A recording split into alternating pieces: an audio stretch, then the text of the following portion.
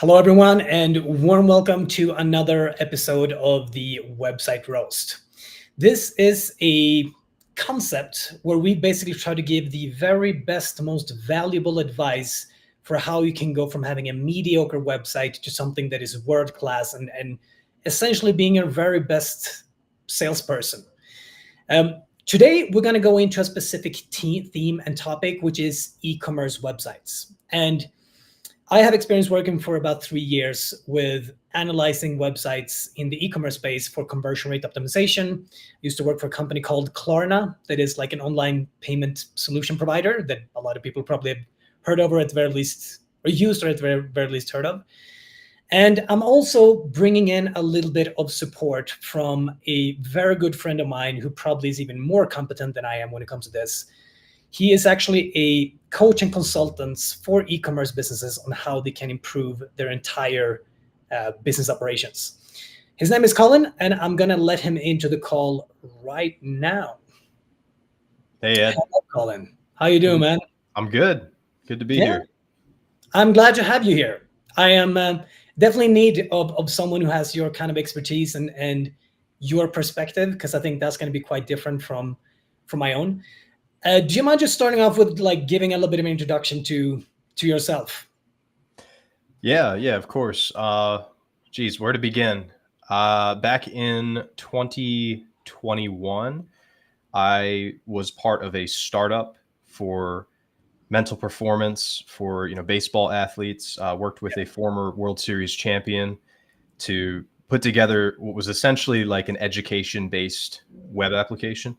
Yeah. And through that process, I actually got to understand the world of marketing a lot better. And I realized, I don't just want to create startups. I actually want to do more of this marketing stuff because this is a lot of fun. And from there, one thing led to another. I ended up getting on a contract with a company that I'm still with today, which is Farm Rebel. That's the logo on the hat there. I got to rep that. Nice. And yeah, it just kind of grew from there. Working with e-commerce businesses, which is what Farm Rebel does. They work with farmers and ranchers who are trying to sell direct to consumer. I realized that there's so much to it, and there's just such a deep rabbit hole you can go down with e-commerce and really all marketing. So that's my main thing, and I mainly work with e-commerce clients that are in the D2C food space, and then I also have a few clients that are more in the coaching space, info products. So it's fun working not just in e-commerce, but actually seeing, and you probably know this too, right? Working with other clients, it's fun to kind of see the connections of how marketing works in different industries, and to even be able to take some of those learnings and just kind of be creative, with how you're doing your marketing. 100%. What would you say, because you've obviously been working with so many clients around this, what would you say are the main kind of blind spots or like problems that people have that they're not even really aware of them? Yeah, it's a great question. I think the people that I work with, a lot of them are just going from 0 to 1. Yeah. And so they don't really have much of an established online presence.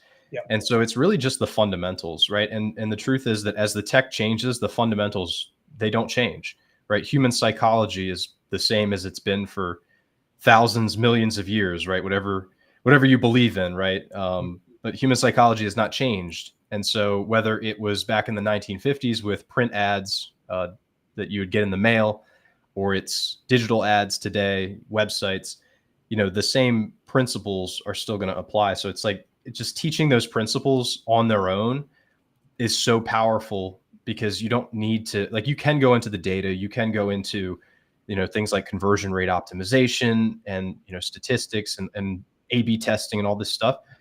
But for a lot of the people that I work with anyways, it's just let's just start with the fundamentals, right? Yeah.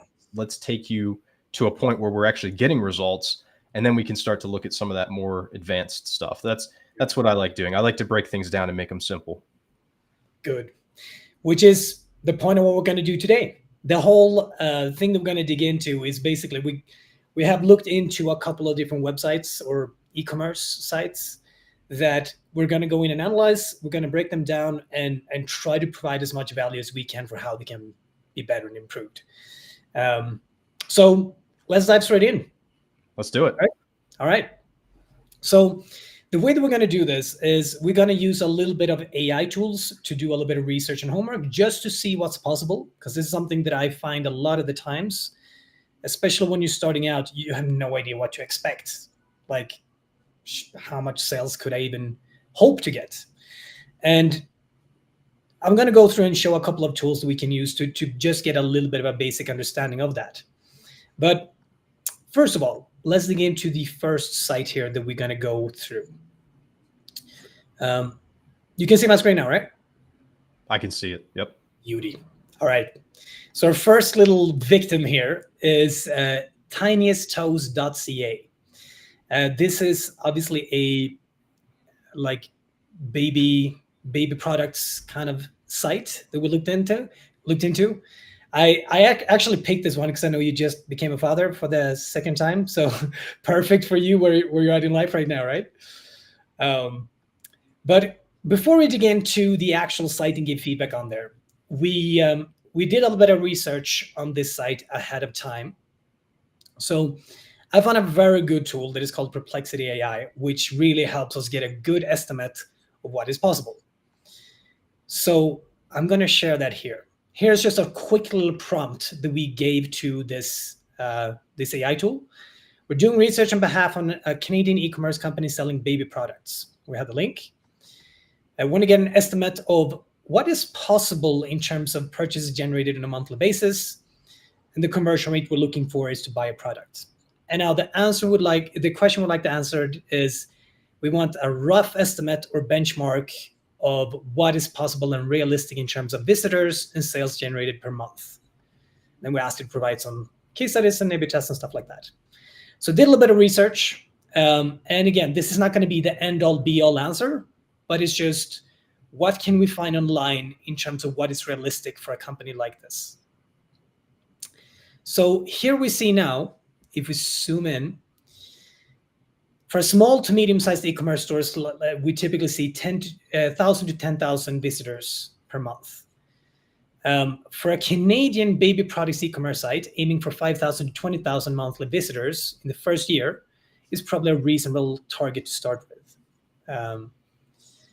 It's see here that the typical conversion rate is between 1.7 to 2.3%. So using these metrics, what's possible here is if they have around 5,000 visitors per month and an average conversion rate, that would be between 85 to 115 sales per month. You see here it even gets the average order value in this industry. And here we have some case studies of what seems to be working. Walmart Canada observed 20% increase in conversions and 98% increase in mobile orders after optimizing their mobile shopping experience. The baby and children's e-commerce market in Canada is predicted to grow, which is great. So this should be this should have fairly big potential if we're able to hit those kind of numbers here in terms of traffic and conversion rate and so on and so forth. So let's dig in then. Let's have a look at the site. I'm going to ask you a bunch of questions here, Colin, because you have a good eye for this. When you land on this website, what is the first thing that you notice? Yeah, I think the first thing that anybody notices is going to be kind of this hero image right here. So, this is actually, there's sort of a process that your eyes go through on desktop where it's like top left and then across to the right. And then you're kind of going like diagonal through the hero to where the call to action is. So you've got that shop all call to action at the bottom. Yeah. And so, yeah, I mean, this hero image is the first thing. And so there's not, when it comes to home pages, like I think this is where you can be maybe the most creative out of any page, because there's not like one right way to do a home page. But typically, like if we're looking at a home page, we do want to have some sort of positioning statement. We do want to have a call to action that's above the fold, right? So before someone starts scrolling, and potentially we want to have not just the positioning statement headline, but maybe a sub headline that gives a little bit of context to that. So when you say positioning statement, just so everyone knows, what does that actually mean? yeah, so it's like, you could think about your unique selling proposition, right? So like, what is the thing that's kind of setting you apart? Who is this for? What is the transformation, right? Kind of distilling that down into a statement that helps people understand like what it is that you're offering, you know, beyond just your product. Like, what are you offering? A great example of this is like Boom by Cindy Joseph, their website. You know, they've got a great positioning statement because their whole thing is like they're creating makeup products for women who are over 50. And so their positioning statement, there you go. So you got it pulled up right here. They might be running a promo right now, so you might not be able to see this. Okay. But anyways, yeah, normally like on their just normal websites, like they're talking about that, right? And they're actually showing a picture in the hero of these older women who are all smiling, they're all happy. And so that's the promise. That's the promise that they're going to deliver on for you, is they're going to give you great makeup products for women over 50, you know, that are going to work well with your skin, you know, because it's their whole thing is like with younger women, those, you know, most mainstream makeup products, they're not designed for older people. Yeah. And so that's the problem that they're solving. Now, if I was to look at this one, right, you know, the biggest weakness you could say with this, first of all, I'm not a huge fan of like the rotating hero where it's like changing all the time with the words that are there and then the images in the background. I think you could have just one really good hero that really calls attention to you know, the person that you're helping, which in this case you'd have a picture of a baby and maybe like a happy parent, right? Sort of like this guy's not really smiling, but you know, maybe there's a dirty diaper or something like that. But but then it's like the positioning statement, right? It's like baby and maternity. That doesn't tell me anything, right? And shopping with purpose doesn't really tell me anything. And so I think we can improve on that quite a bit. Yeah. You know, making that more specific and direct. You mentioned a couple of things that I've looked into myself that is quite kind of interesting. There's so many A/B tests, and like when you talk about conversion rate optimization, so much evidence that rotating sliders, you should not have that in the hero section. Like, it's a nice concept, and it's made like, you know, when I hear about it, like just theoretically, like, yeah, that's probably a cool thing. But all the A/B tests, not all the A/B tests, but a vast majority of the A/B tests shows that it actually doesn't work. There was like I think it was like a example of within e-commerce where they've tested on a very big sample data, and they saw that it was like 36% less conversions when you had a rotating slider. Like a very big number. I can't remember the exact number there, but 100% agree. And also with the messaging, I love what you said too, that don't just say what you do, but who it's for. That tends to be like super attractive because you see, okay, they're doing something specifically for me, not just a generalist site. So a lot of good things that you bring up there. Yeah, I mean, I get that it's, you know, baby and maternity, right? That makes sense to me. I know roughly what it is that you're selling, but like I could go on Amazon and find baby and maternity stuff. Exactly. So it's like, why would someone, and chances are you're going to have to price at a premium compared to what you're seeing on Amazon anyways. So because of that, you really have to sell people on what makes the stuff that you're going to find here different. Maybe there isn't anything different, and then that's a bigger conversation, right? If your product's not good, we're going to assume, you know, for the sake of argument, that your products are unique, that your products are good, and they solve a unique problem. And so you want to call attention to that. 100%. A last thing that I suggest that they should add here to the hero section as well is most likely 80-90% of their visitors, if not even more, is a first-time visitor. They don't know the company, they don't know the brand, they don't know if they can trust them. So I always tend to say add something in the hero section so that I right away see, oh, people are really happy being customers here. If that is a review, a testimonial, like just something, but make sure that I instantly, in those first precious 5-10 seconds, get what you do, who it's for, and see some form of evidence that I'm likely going to be a satisfied customer. Yeah. Yeah, I mean, there's probably, I don't know the specific tests that have been done, but I would imagine that if you just included a star rating with the number of happy customers that you have, that would blow it up, right? That would help people. Exactly. Because nobody wants to be the first one to try something, you know? So if you can have that stuff on here too, just, you know, the star rating, the number of reviews, and then have some of this other stuff that we're talking about too. Yeah.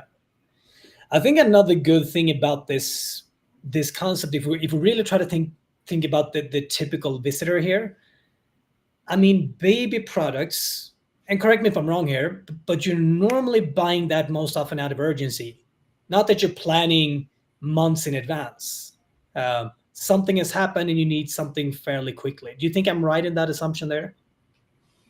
It depends on what it is. You know, if we're talking about toys and things like that, people could be buying them for other people, right? So there might be a gifting opportunity here. If it's diapers, absolutely. Diapers and you know, wipes and kind of the bare essentials.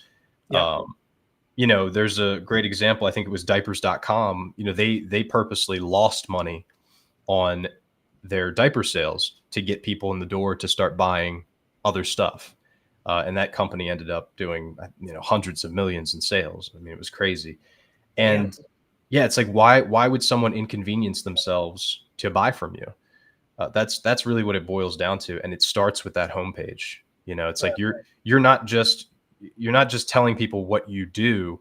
You're also kind of giving them a taste of like the aspirational identity that someone is trying to create for themselves. Like, we live in a world now where you don't go out and like go to battle or go to war to like increase your status, right? Like that's just not how it works. We live in a capitalist society where the things that you buy are actually the signals of your status, right? And so it's like, what kind of status are you conveying that someone can get from buying, you know, from you? And there's probably some examples like coterie diapers, for example. We get coterie diapers and they're far more expensive than other options out there.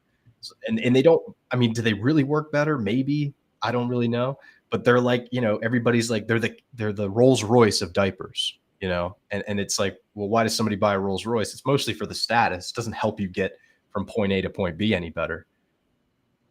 I didn't even know that was such a thing. It's these guys here, right? Yep. Yeah, look at this. I mean, upgrade your diapering routine. You know, it's simple. Yeah. It's like, what, and then there's curiosity behind that. It's like, well, what does that actually mean? Yeah. And then someone needs to actually figure that out. Interesting. Okay. Let's jump back to Tiny Toes here. Tiniest Toes. We start scrolling the website, which is the most likely thing people are going to do, right? And here we get into baby skincare. So we see right away like a product category and some different products. Yeah. Are you picking up on something in particular when you see this?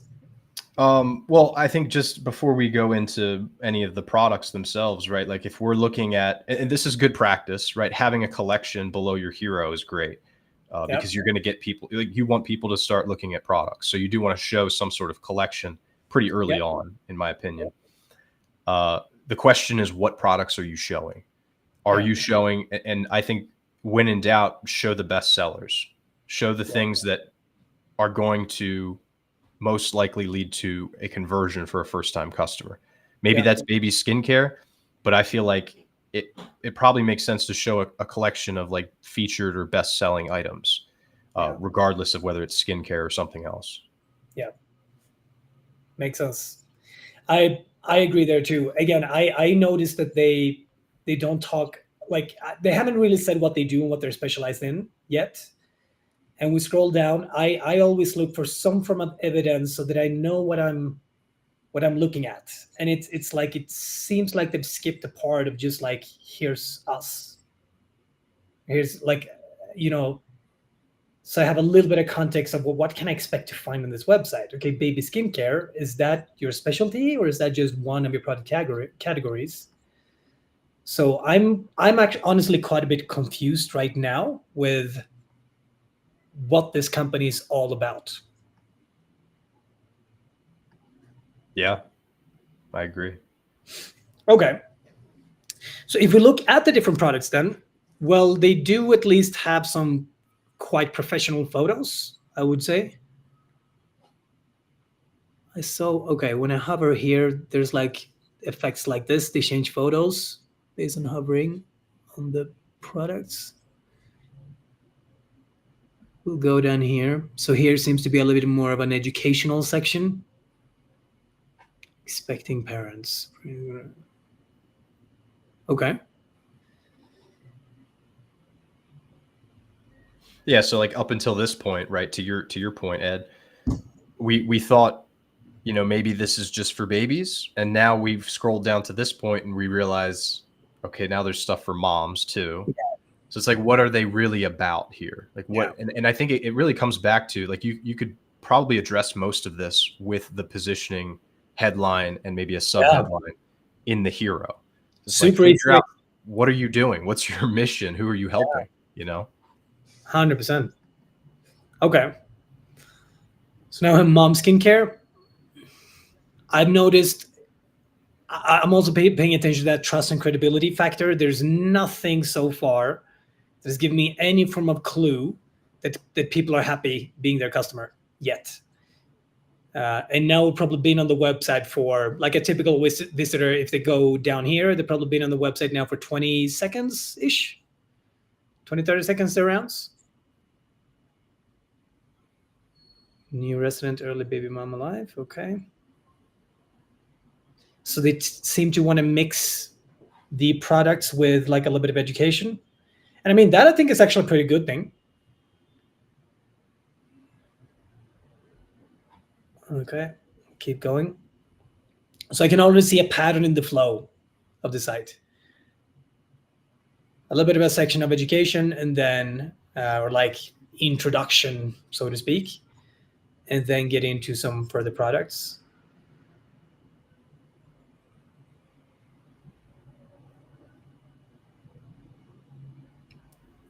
Yeah, I mean, they're really going hard on the collections here, which I think it's not to say that's a problem, but like you said, there's no social proof whatsoever. There's not even a star rating for the products that we're seeing on these collections, right? We can't see reviews, we can't see anything.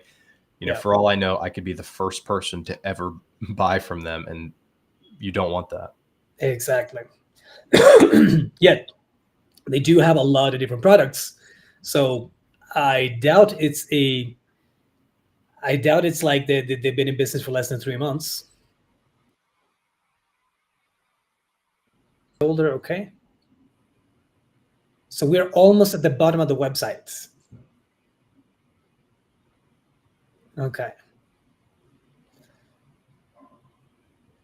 So here you can donate. That's kind of an interesting twist, but I get it too. That's probably a very typical thing in, like, you have kids who grow out of their clothes and stuff. Yeah. We've been through the entire homepage. No trust and credibility. Nothing about what makes them different and unique. Why should I choose these guys rather than go to Amazon or anywhere else? I see no sort of like interactivity whatsoever, more than just clicking on products. There's no, what I always tend to see as well is like video content is, because of social media, that's like all we do. I think video content is something that you really should have on a website. And there's, I don't know if you've seen some of these tools where you can have a product description. You can even buy a product through the video tool. Have you seen that? I don't think so. Have a look at these guys here. This is free promotion for a tool that I found.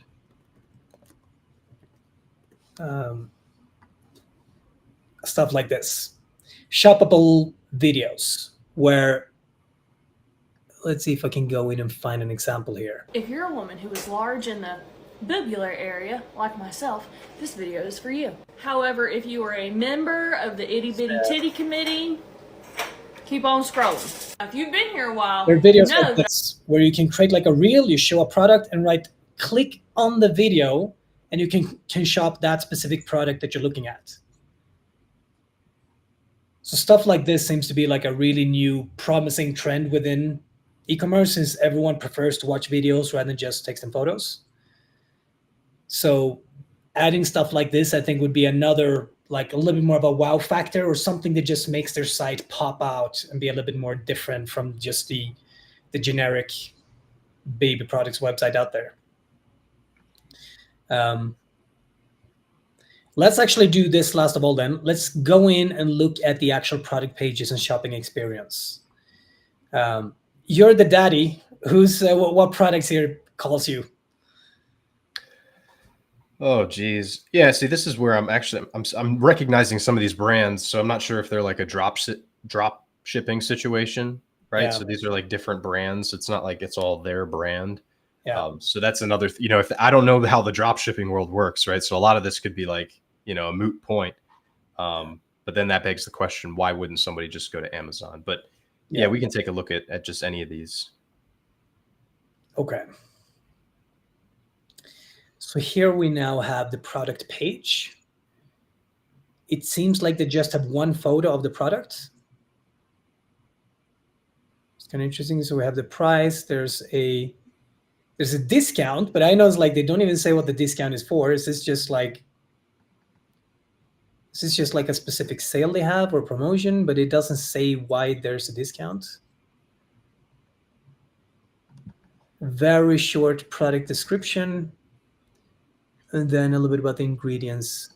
Here's something that is good though, low in stock. That obviously will create a little bit of urgency to shop. And then you have ask questions, no reviews, other products they like. Yeah, let's go up here then. What are your comments and thoughts when you see what you see here? Yeah, I mean, this is the buy box that we're seeing here, right? Which is just this area where you have the product title, you have the description, you have that add to cart button, you have the picture on the side. Like, this is a pretty standard layout in terms of what a buy box would look like. Yeah. And there are definitely a few things that I would say are missing here. First of all, I kind of like the title. I'll say that, right? Like Mom to Be Survival Kit. That's kind of cool. That's a cool positioning thing. It's like it sets it apart. It's like, oh, mom to be survival kit. Like, yeah, you're gonna have to try to survive as a mom. Yeah. And then the description that is there is like, desperately needed skin relief, 3 most popular and effective pea in a pod products, just what an expectant mom needs. Like, that's not bad, honestly. Like, that description's okay. And then they're writing out what it contains. I would like to see more pictures, right? Like you said, I would like to see maybe 5 to 7. Some of them could be like these white background images, and then some of them could be the product in action. Right? Yeah, so someone using it. Applying. Yeah, exactly. Like, you want to show that kind of stuff. Another thing is just, reviews, star ratings. Those are like, just like, they're these triggers, these automatic triggers that happen. Yeah, it doesn't look like they have any. But typically, like, if we put those above the fold, like maybe right under the product title, if we had them, that would be a good place, or even above the title. Yeah. Those are extremely powerful, because it's just this, like, I would even put 5 stars even if I didn't have any reviews, and I wouldn't put the number of reviews. I would just put 5 stars, right? Because it's like this trigger that happens in your head when you see 5 stars. We're just so used to it and conditioned for it. So that's something to consider. Another thing is like the add to cart button, right? I mean, it doesn't stick out at all. The shop button does, so I guess that's good. But like, I would choose like maybe a bright orange or something that's going to help that add to cart button stick out. It doesn't have to be within your brand colors. I see a lot of people do that, and it's actually, I think it's a bad thing, because then it just blends in, right? Like, if it was that green that's at the top header, it's like, it's just another green, right? It just looks, it blends in. We don't want the add to cart button to blend in. Yeah. And that's right.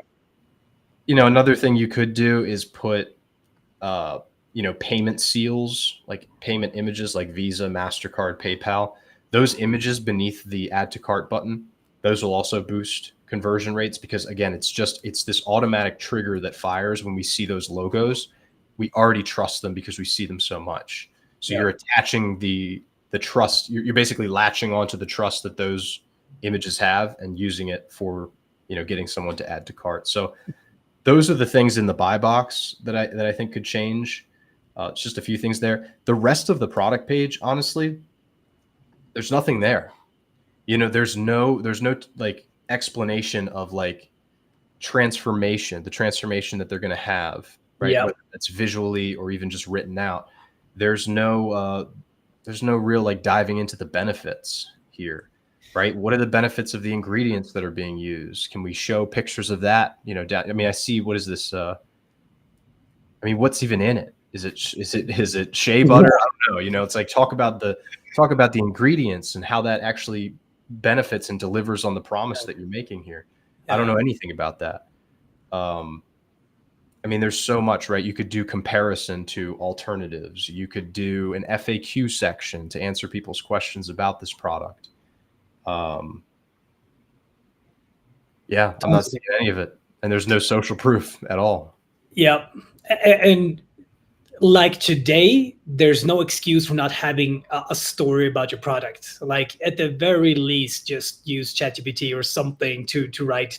It doesn't need to be perfect, but have something about like what is the benefit, what problems will it solve, what kind of results have it generated in the past. There's nothing for us to go with here, so there's very little trust in buying this product. Fully agree. So if we just go add to cart, here we now see, okay, it takes us to, this is interesting too. It takes us to a new page. And then let's say we go to, okay, they have recently viewed there. That's actually a good thing when you want to add more things before you go to the checkout.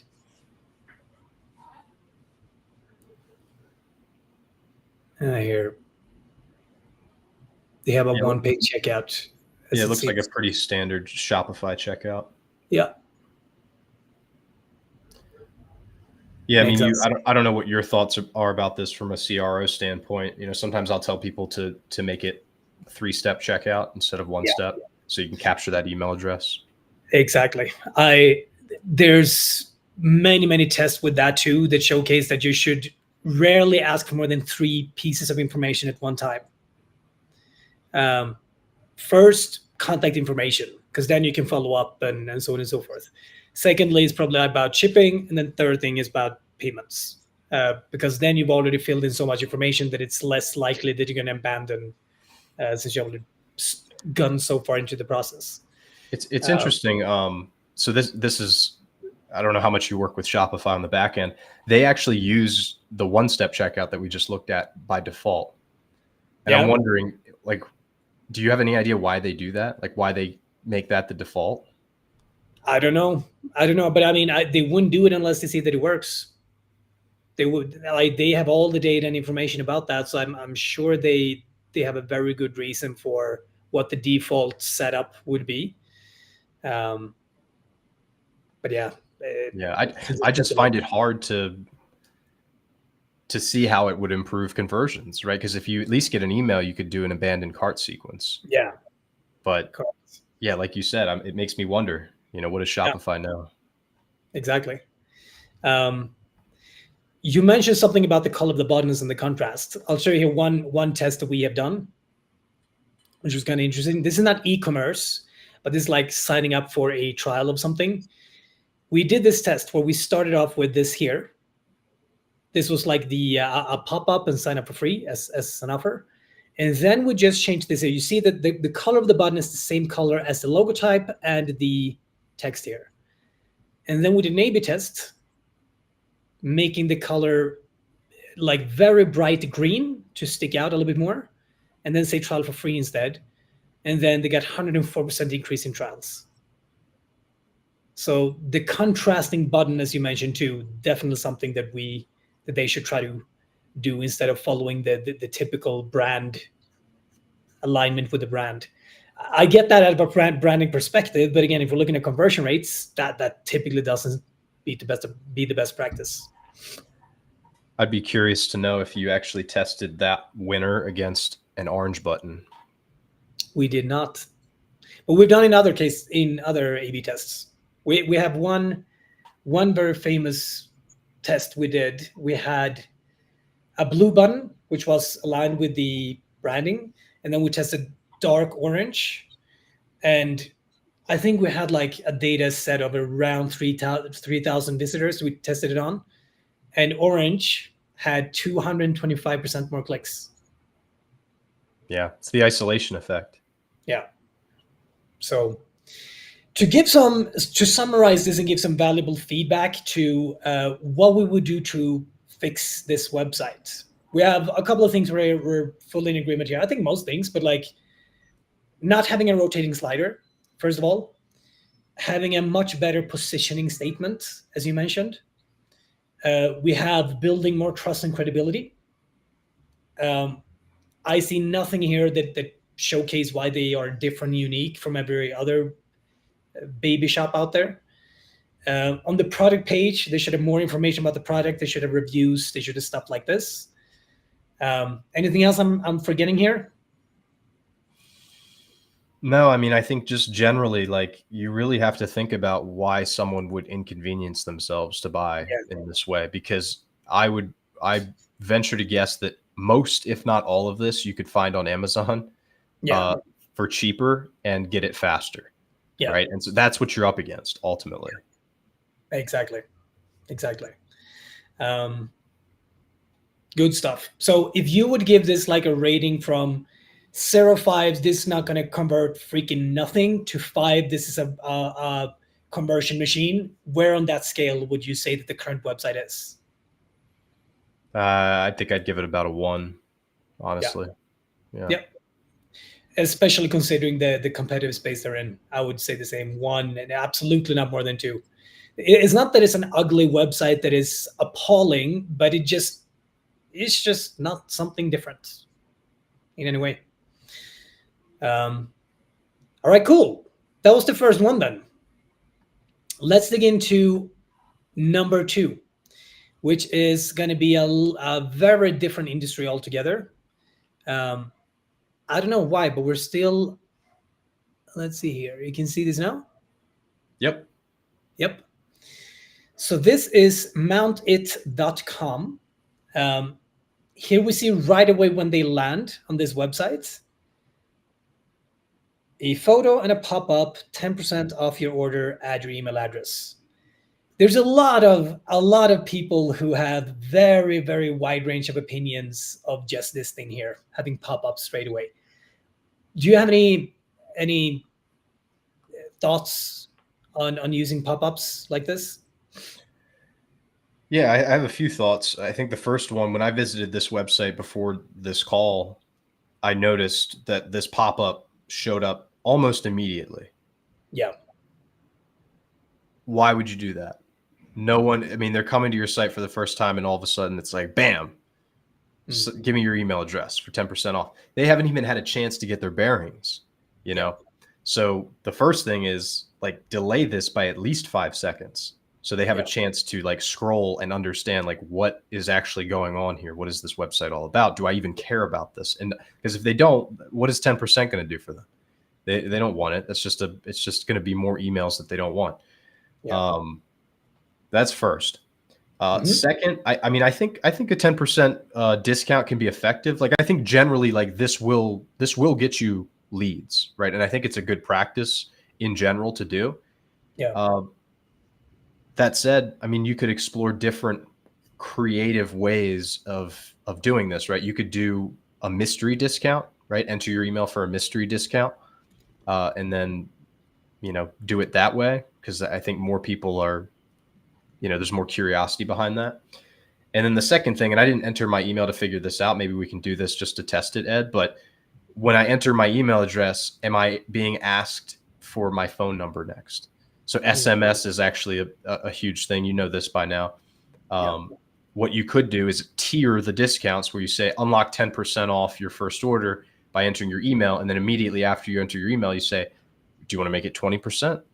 Give us your phone number, right? And then you've got 2 different channels of communication to get this sale, even if they don't convert while they're on this website. Yeah. It's super interesting because it's all these small little details that might sound like nothing, but when on the grand scheme of things can make a huge difference.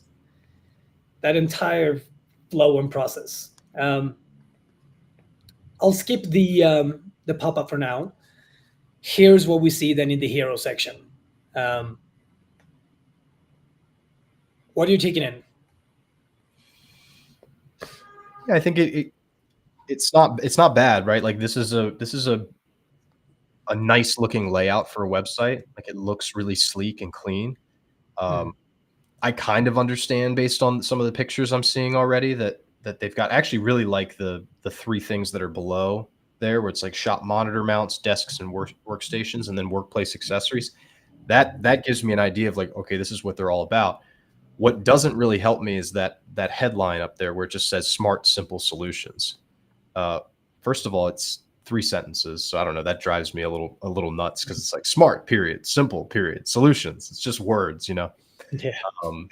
Smart, simple solutions for businesses, homes, and workspaces. I mean, that could be a lot of different things, right? And so it's like, what is the positioning statement? What's the unique selling proposition? What's the differentiating quality that we're after? So I think it's kind of a wasted space, right? We could do a lot better with the headline and the subheadline there. Yeah, agreed. Something that I fully agree. Like, it's surprising how many companies that I talk to who's like, yeah, no, we have a good initial messaging on our website. And it's like, well, 90% of people have no idea what this is. And I think what's super typical that happens is when you build your own website, you're in the frame. And because of that, you can't see the picture. Is that the right metaphor there? Or you can't see the picture when you're in the frame? You know what I mean, right? Yeah, that makes sense. Yeah. So there's so many, and I've done that mistake myself when I design a website for my own business, and I'm like, all right, look at this, it's so good, right? And then the people I show it to, like, what is this? I didn't get it. And then I just realized that for me, I have the clear idea, but the average visitor have no idea what this actually means. Yeah. Yeah, I think that's the case with a lot of marketing. I think that's why, people would even hire a coach like me to begin with. I work with people. There's one guy in particular that comes to mind. I mean, he's actually a really, really great copywriter for his business, but he still wants to like just jam on ideas with me because he's so close to the business that it's difficult to think about, well, what should my promotional strategy be? What should my copywriting strategy be? What kind of things should I even be prioritizing or focusing on with my copy? So it's always helpful to get that outside view. Yeah. I'm having a perplexity here in the background, and I see a couple of interesting things here. For furniture e-commerce, which includes desks, the average conversion rate can be as low as 0.5%. And I get that because it's a big product. It's not easy to ship. You're going to have it in your home. You want to make sure that it fits, and there's dimension. There's a lot of things that goes into that. So for me, it makes sense that conversion rates in furniture can be a little bit lower. Given mounted specialized nature and focus on workspace solutions, we might estimate their conversion rate to be slightly higher, around 1% to 2%. Yeah, because it's not just like IKEA. And nothing bad about IKEA. IKEA is the best company in the world. It's Swedish, which is, my home country. No, but a conversion between 1% to 2% sounds reasonable. Optimization opportunities. 69% of online shopping orders made via mobile devices. Okay. A/B testing, let's see. Yeah, there's not too much else there that I think is worth bearing in mind. I will say that when it comes to conversion rates, like I think if you're going to do this kind of research, I think it's really helpful, first of all, to like understand the industry that you're in and the conversion rates that you're looking at. Yeah. But I also think that it's worth considering like the value of your long-term brand and how that can have an effect on that, like a drastic effect on that. So like, I bet if you looked at like the conversion rates for like, I don't know, motorcycles, for example, they'd probably be pretty low too, because that's a big buying decision. Yeah. People have to think about it. But if you looked at the conversion rate for Harley Davidson, I bet it would be outlandishly above what you would see in the rest of the industry. Yeah. The reason for that is that there's just so much like brand value and firepower behind that. And so, yeah, I mean, if you can position yourself, and obviously there's so much that goes into that, But like, just because that's the industry standard, like you can absolutely shatter that, right, by doing things the right way. And not just the conversion rate, right, but the rebuy rate. I mean, people, when they buy Harleys, they typically don't buy anything besides Harleys for the rest of their life. So you want to be in that position if you can. Yeah, Harley's just such a good example too. It's insane how well they've created a identity amongst the buyers. And I mean, people will tattoo the logo on themselves. Yeah. That's how much people love it. That's how powerful the brand is. People will literally tattoo it on themselves. There's not that many companies who've been able to do that.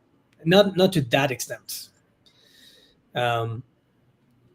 Okay, let's keep going here. What I will say right away with this design itself, very beautifully designed website, I would say. I would just probably comment that there seems to be a little bit too much going on the hero section. You don't want to cause overwhelm in the first 3 to 5 seconds. And there's like top banner here, there's something here, there's a search field, there's a menu with a bunch of freaking different options, contact information up here, there's stuff here, photo. So I think it's a little bit too intense straight away when you land. I would rather just merge a few different kind of example photos into one rather than having this much right away. But this could also be just my own personal preference. I do think it looks very nice and beautiful. Just a little bit too much going on. I also notice, however, as we saw on the previous site we looked at, there's nothing here with trust and credibility. And there we go. It rotated up in the top left corner now. Yeah, don't hide that. I mean, put that right below that. Just like we said for last time, and you could put it above your positioning statement there with the smart, simple solutions, or right below. Yeah, put that front and center. I'll show you a website an e-commerce site that I think is really freaking good. These guys here, very different. They offer a very different kind of product and solution. In this case, it's basically a health device for lasting joint pain relief, if you haven't already read the hero section or hero header here. But yeah, you see here, reviews right away. Say what they do: at-home laser therapy for lasting joint pain relief, which is like really adding value, joint pain relief. Show the product on the right-hand side. And in the background, this is like a product a lot for fitness influencers like CrossFitters and stuff like that, who has a lot of these issues. And the people in the background are like credible athletes and influencers in that space. They have buy now, contrasting color, 30-day money-back guarantee, showcasing some logotypes of organizations that support the product. And then in the bottom right, here's that interactive video that I talked about. If you click on that. Hi, my name is Forrest Smith. I'm CEO and co-founder of Kenyon Labs. We make laser devices that get you back to doing what you love to do pain-free. How can I help you today? 10 seconds, really fast and to the point, and then you can click and learn more about the product. Like that. Yeah, that's cool. I like that. Yeah, but this is a great hero section. Where they have at least a lot of the right ingredients. All right, back to mounted.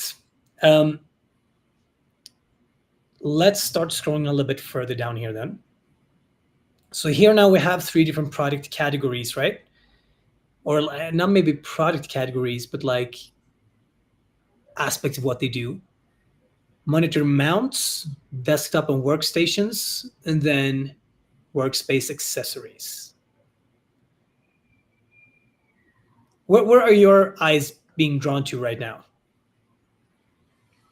I mean, I think those 3 things right there, like I said, it's beautiful, right? I mean, it's very obvious that like it just instantly kind of funnels people into different areas. And it kind of, I would imagine these are like the 3 main things that they're doing, right? Is they want to sell the monitor mounts, the desks and workstations, and the workspace accessories. Mm-hmm. I'm not sure why the last one says explore workspace accessories instead of shop, just like the others, but whatever, right? It still makes sense that it would probably send me to that collection. Yeah. And I like what they're doing with, their monitor mounts, and then it's like maximize efficiency and comfort. It's like, boom, benefit. Active workspace for a healthier way to work, benefit. Awesome. Improve comfort and productivity, benefit. Like that's great. I love that. I think that's really good. Fully agree. We'll click into one of these soon here. We'll just go a little bit further down the homepage first.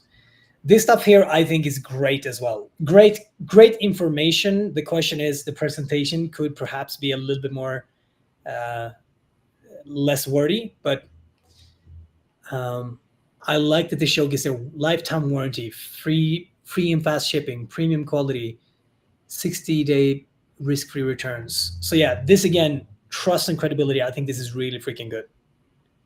Yeah, I agree. I think so. I'm reading the little blurb on the left-hand side. Yeah. Mounted invites you to elevate your space. Oh my God, put that in at the top. Don't do simple solutions. Put elevate your space. You know what I'm also thinking of is like you've seen the ones where it's like dynamic. So it would be elevate your, and then it could be workspace, but then it could rotate to elevate your home office, elevate your whatever, right? So it's like elevation. That's what we're doing here. We're elevating these things. Dude, that should be what we change it to. I mean, come on. Just so I get you. You mean like something like this? Exactly like that. Yeah, fully agree.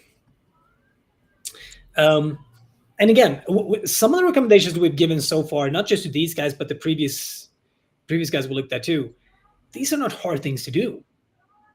This is not going to take you 2 weeks to fix. This could be all done in a day if you know what you're doing.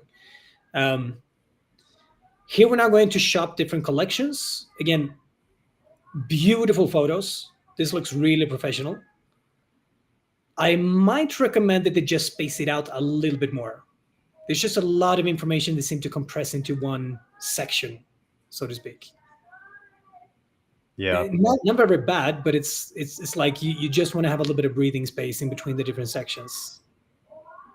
Yeah, and I also think they could cut down on the words, like the text. I mean, they have the headlines, but then they've got like 4 lines of text above this. I mean, you shouldn't need more than like 1 or 2 sentences to really add some context to it. Yeah. Here we have best-selling mounts, stands, and desks. So here they go into the bestsellers. And here, okay, this is good too. Here we have the stars, as you mentioned before. Yep. A little bit of the dimensions. This for me is actually a really good presentation. Short, distinct, to the point, but it gets me the information that would lead me to click on it and explore this product more. I think it's really good. Yeah. Yeah. I mean, everything after that positioning statement at the top and that hero, I mean, I think it's an excellent homepage overall. Yeah. Here we have this again from the blog. Okay. Let's click on a product and explore a little bit more on the product page. Let's just say, I mean, the main thing seems to be desks and workstations. So here is, I don't know what you call this, but like the category product page or landing page or whatever you want to call this. Here specifically for the desks. Okay. Yeah, it's like it's like a mega or master collection, right? And they're filtering you into other collections. Yeah. So I want to get a adjustable desk. So I'm going to click on this one here. Okay. Height adjustable rolling stand-up desk. You have the price here. You have the reviews, as you mentioned. A little bit about the products. You have 2 different colors. Here we have, all right, look. Yeah, here's what it's like in action. You have a video. Watch the full thing. Dimensions. Colin, I got to say, this is a damn good website. Yeah, the product page is, I mean, by far the most important page on your website. And so like everything that we looked at with the homepage, all that is great. But ultimately, the product page is where the magic has to happen. And you'll notice, I mean, the first thing I thought of when I saw this was like, it kind of looked like Amazon's product pages. And that is a great example to follow, right? You want to you want to not do any research and just kind of choose what's working and copy it. There's no better person to copy than Amazon, because they have the data. You can be sure that whatever they're doing, they have tested extensively. Exactly. I think I heard somewhere, I can't remember now the exact numbers, but they run like, was it 100, more than 100,000 A/B tests on their website at every single moment, because they just have so much traffic. That doesn't make sense for the average shop to do, but like they just have so incredibly much amount of traffic that the slightest little improvement that they can make is probably going to lead to quite big, returns. So yeah. Manuals, guides, and installation videos. Fantastic. Specifications, overview. Yeah. Yeah. And I think maybe one thing that they could do here is just Yeah. take some of the content that they already have over on, with the product photos and stuff, and just put that down the page, right? Because not everybody's going to click through all those to find that video and to see those images. So you could just put them on the page, because if people scroll down, they might see that and then be like, oh, okay, great. And then connect it to, a benefit, give it a headline, give it a little sub headline. So you can say, perfect for any workspace, and show this image or something like that. Yeah. What I think they do really well on Amazon is that they have the full, like, I don't want to call it like a product sales page in a sense when you scroll down, but beneath the top part. Like, let's do this here. Here you have the standard Amazon like overview. If you go a little bit further down here they go into like from the manufacturer. Beautiful big photos, stuff like this. Is that what you're referring to in this case? Yep, exactly. Yeah, just piecing it out, right? Don't assume that like people are going to find that stuff that's in the images, right? Then there's good stuff in there. So like at a minimum, you could just take some of the stuff that's already in those images and just piece it out and just put benefit headline statements in it. Tell people what they're going to be able to get. They're transforming their workspace. They're getting the health benefits of a standing desk. Tell them about all that stuff, because like this is very matter of fact, right? The way that this is set up right now, which is good, but ultimately, like, can we dimensionalize these features? So take the feature and say, okay, what's the benefit? What's it going to allow you to do? And then dimensionalize it further and say, well, why does that matter? Exactly. Well, it matters for you because we know that standing is better for you. If they had that, I think if they had the health benefit of just standing versus sitting on every single product page when you scroll down, that would probably improve their conversion rates on all of their standing desks. Yeah, I agree. And that's something that I find is just quite interesting with copy, that a lot of people seem to cut corners when it's so easy.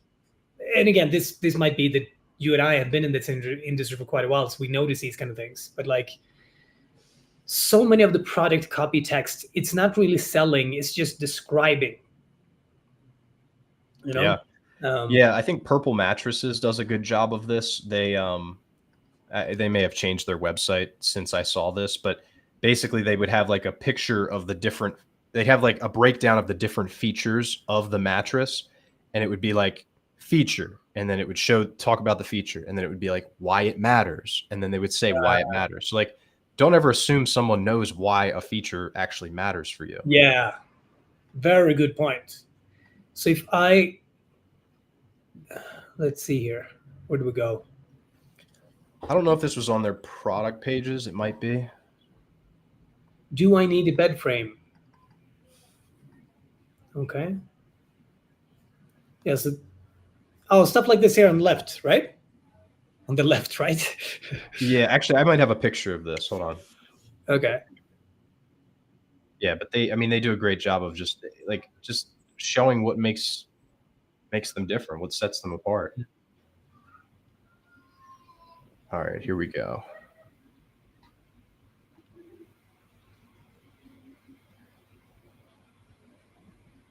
Okay. Can I share my screen for a second? Yeah. All right. All right. So like, you can see this? Not yet.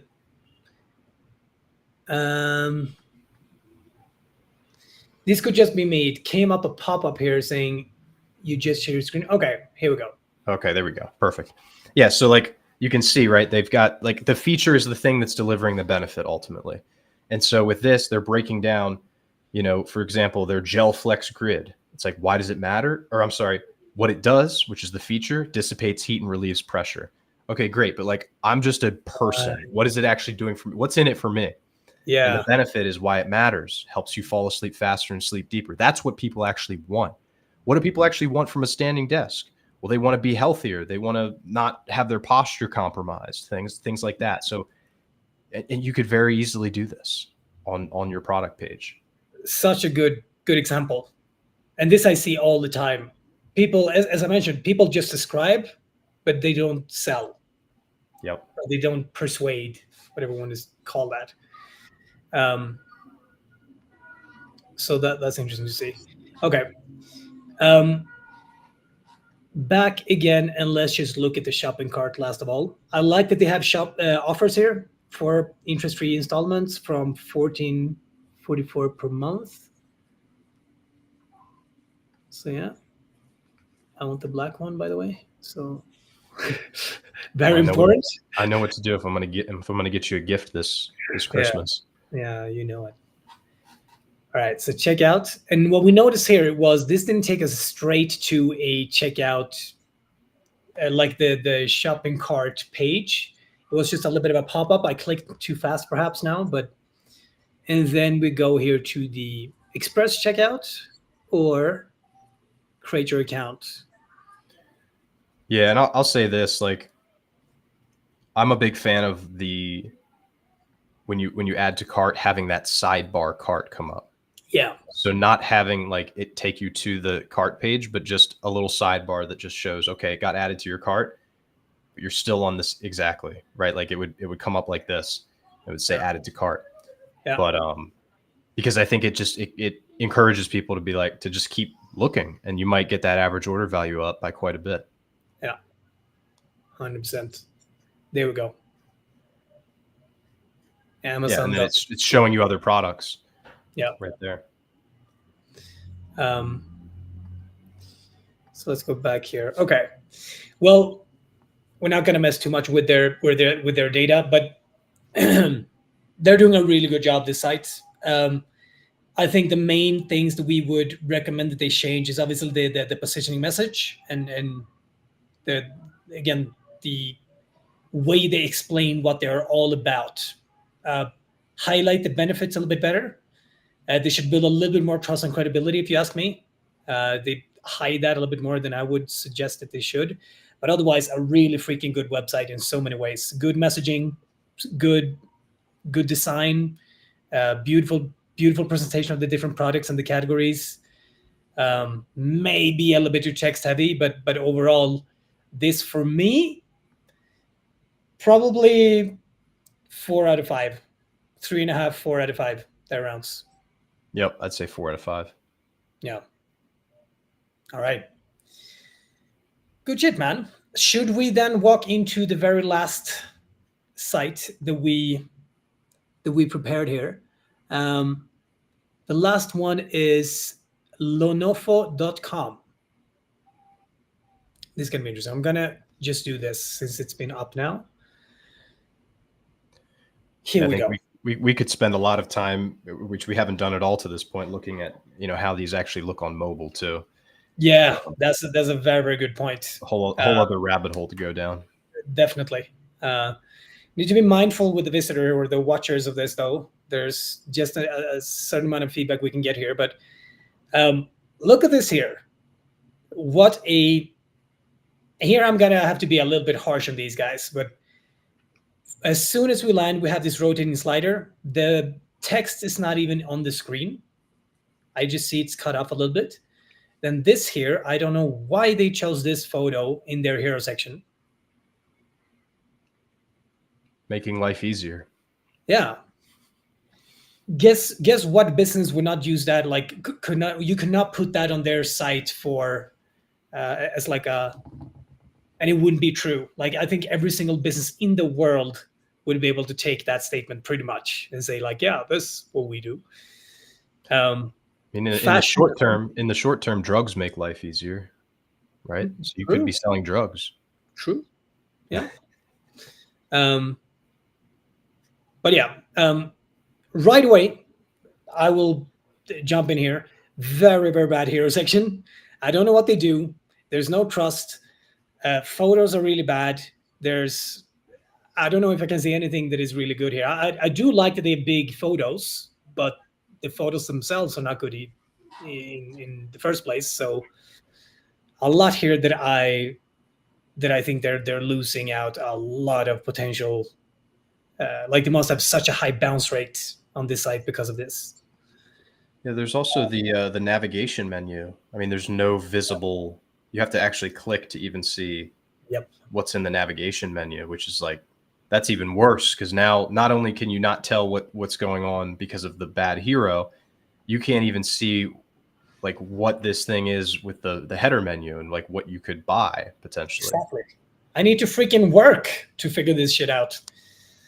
So yeah, I agree. Let's go a little bit further down. About Lonofos, your premier destination for sophisticated fashion and timeless style. When I read that, fashion and timeless style, what kind of fashion? Because I see they've said here, shop accessories. Is this fashion at home? And this is not even a home on the photo. I am still confused what these guys are all about. Yeah, it's not really a clear about statement. Yeah. It's not, it doesn't really make sense to me. Yeah, and I mean, now we're scrolling and we can see there's some clothing, but I didn't know that. I don't know what is fashion at home. That could be clothes that I only wear in the house. That could be furniture, I guess. You know, it's not clear what that means. That's what I'm thinking. Furniture. Or like, decoration for your home. Okay. Here, at least, when I hover above them, you can see a little bit of interaction, quick view like this. That is a good thing, I would say. Okay, now we go into the product page here. So they do have nice, good photos.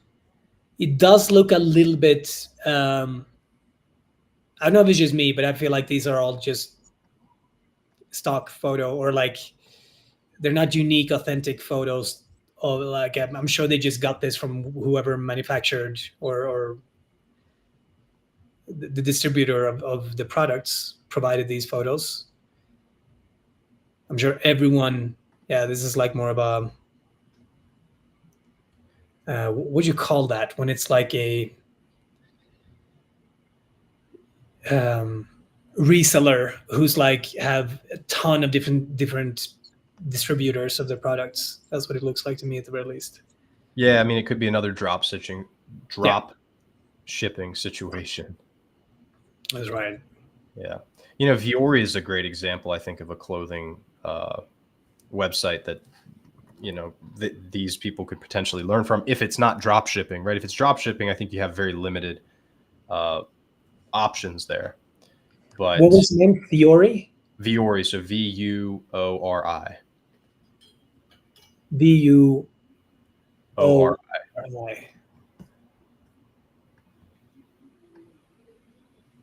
These guys? Yep. Yeah, see, they're doing the quick pop-up too, but nobody's perfect. But I think they do a good job of like even like naming their products, right? Like, I mean, that name for that product, I don't know. It's not really, it's kind of meh, Yeah. The photos here are just a lot more authentic and appealing, if you ask me. Again, a lot of it can be just personal preference, of course. Yeah. I also think like there's a temptation within anything related to fashion to kind of defy CRO best practices, right? Yeah. Like if you look at like really high end brands, like I don't know, Yeah. Gucci or Balenciaga and stuff, I'm sure that their websites would actually be kind of confusing and weird. They'd probably have these massive headers with tiny text. So you see Exactly. some of that happening. That's just because they have these enormous brands, right? And they're almost kind of using the website as like this, just this branding opportunity more so than an opportunity to sell. But most people, they see that and then they try to copy it, not realizing that that's not going to work for them because they don't have the benefit of that brand. You're so dead on there. I see this so often, and people like, yeah, I want it to look like Apple, and it's like, well, you shouldn't, because everyone in the world knows who Apple is, so they can message in a way that you never can. So look at someone who's like you that is doing well rather than Apple. Let's keep going there. Keep going here a little bit. First of all, if I look at the product presentation here, I would say that this looks very generic. It's not horrible, but this doesn't look like a specifically unique and enticing presentation of the products, if you ask me. No unity in the style of the photos. Popular categories once again here. Okay.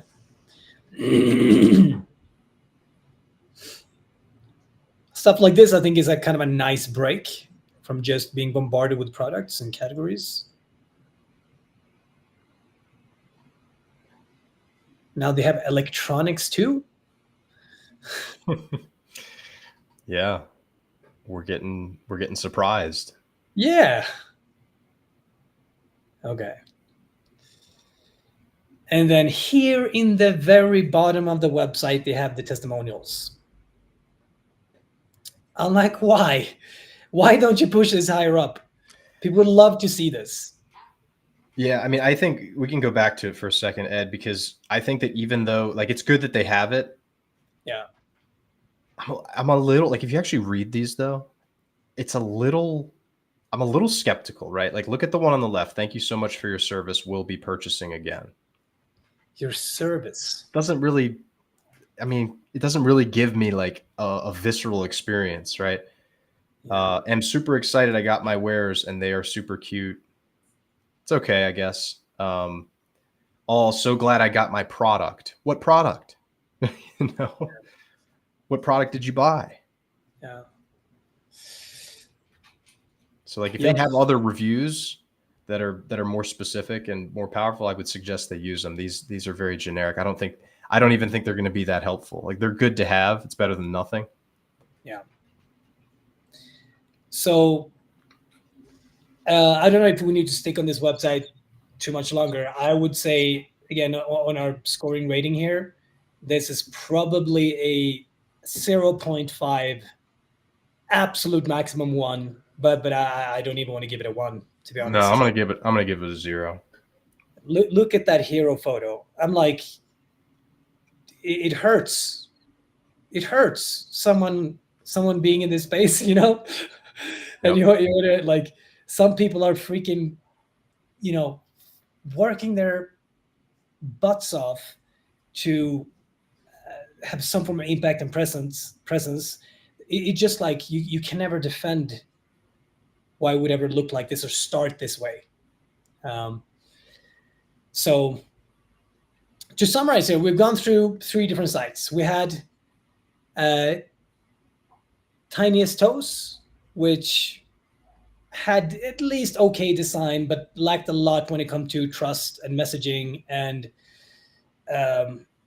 just general uniqueness in their style. We had Mount It, which looks really nice and professional. This is like a really good website in so many ways. Use a lot of the conversion rate best practices, great design, fairly good messaging. So here's a really good site. And then we ended off with Lenovo. So any parting words there on what we've gone through here? It's just fundamentals. It really just comes back to fundamentals. You know, it's fun. It's fun for me to get ones that are like at least halfway decent, because we can offer better, like more in-depth, like specific marketing things. But it's like there's so much low-hanging fruit with a website like this. Yeah. That someone could take advantage of, and I think we've covered enough of it at this point. So I don't have much else to say except, like, before you even try to go into the data and the CRO and all this other like complicated stuff, before you start adding layers of complexity, can you just really radically simplify it, start from the first principles, and get yourself to maybe a 3 for your website, you know, and then you can start iterating from there. Exactly. Colin, dude, I really appreciate you for being here. How can people stay in touch with you in case they want to learn more about you and see how you can help them? Yeah, I took down my website because I was tired of trying to maintain it and all that. So like you can't find me on my website, but if you wanted to email me, it would be colin@equitymarketing.org. I don't take on many clients. I'm pretty booked up at this point, but if it's a good fit, if I feel like it's a good fit, feel free to, you know, reach out to me and we can talk about what that might look like if we were a good fit. You can find me on LinkedIn too, Colin Elefante-Smith. Other socials too, but yeah, that's where you can get in touch. My man, thank you so much. I appreciate you so much, and we'll keep you in the loop with, you know, there's probably going to be a lot of people commenting and so on and so forth. So we'll share it. We're going to edit this and share it on all the channels out there. But thanks once again. I appreciate you, man. Yeah, thanks, Ed. This was